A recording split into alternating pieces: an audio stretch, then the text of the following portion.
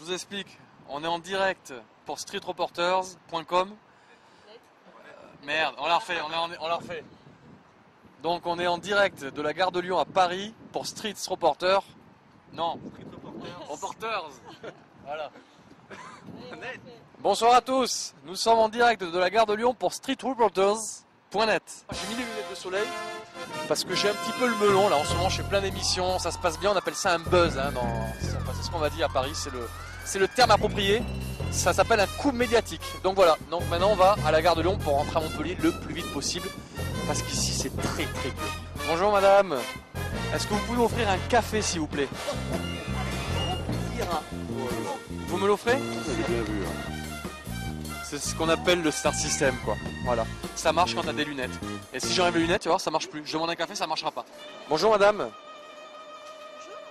Est-ce que vous pouvez m'offrir un café s'il vous plaît? Il faut voir ça avec ma responsable. T'as vu, tout de suite c'est plus difficile. Hein. Allez, on remet les lunettes et c'est parti. Et il y a une star. Non, ne me tendez pas le micro parce que la vraie star c'est en face. C'est celui avec les lunettes et ce sourire ravageur.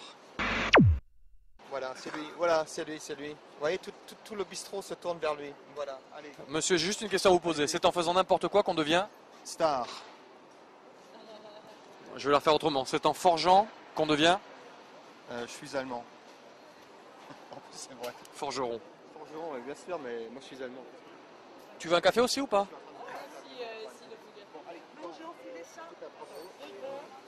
Je vous remercie.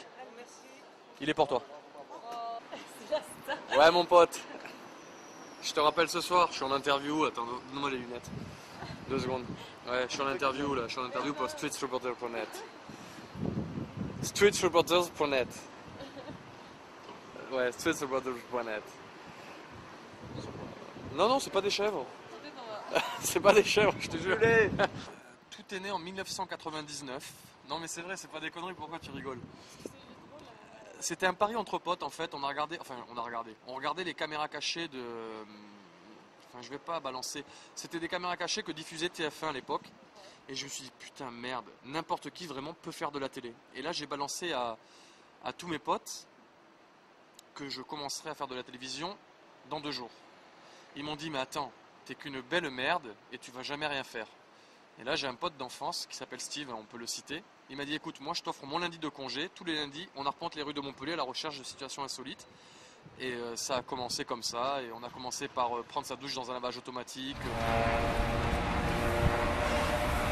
Oh putain! Oh putain!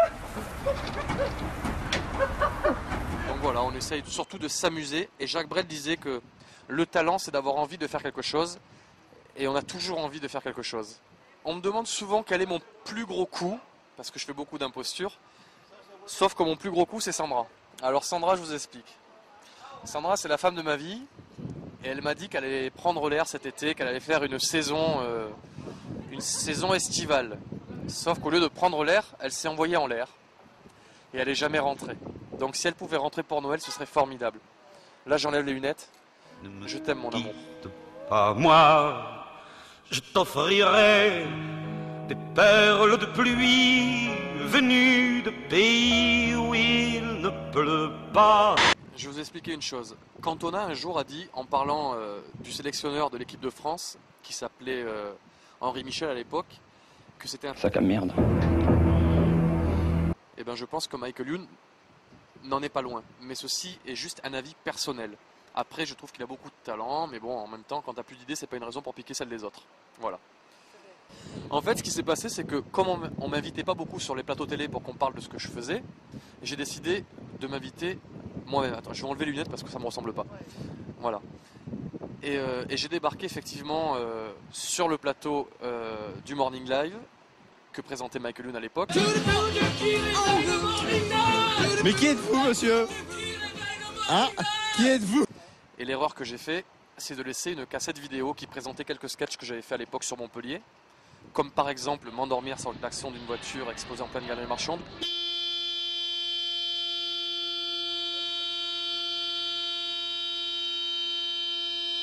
Et apparemment ça lui a plu puisqu'il s'en est vraiment inspiré, qu'il a fait la même chose 2-3 jours après. Donc peut-être que c'est une coïncidence, hein, peut-être pas. Il y a De Chavannes aussi qui m'a tapé des idées. C'est vrai? On peut en parler quoi. Vas-y. Mais au lieu d'en parler, moi je vais te dire une chose. La production de Christophe de Chavannes s'appelle Coyote Production. Ouais.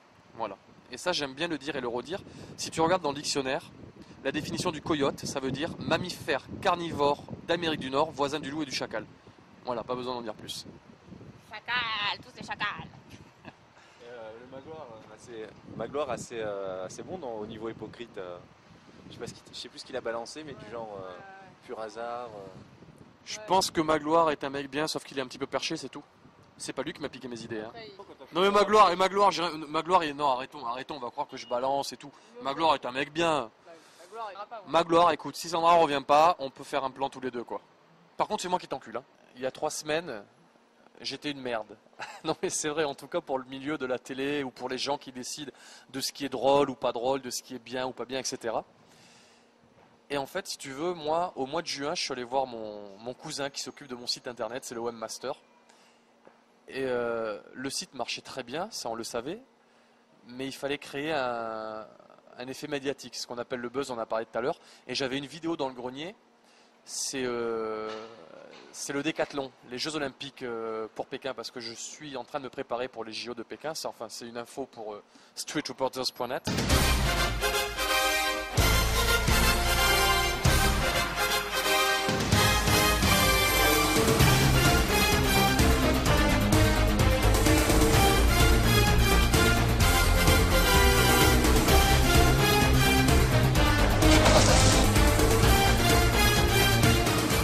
Ça a créé un effet buzz avec... je sais pas comment l'expliquer. Enfin, une chose est sûre, aujourd'hui ça marche bien et puis c'est cool, quoi.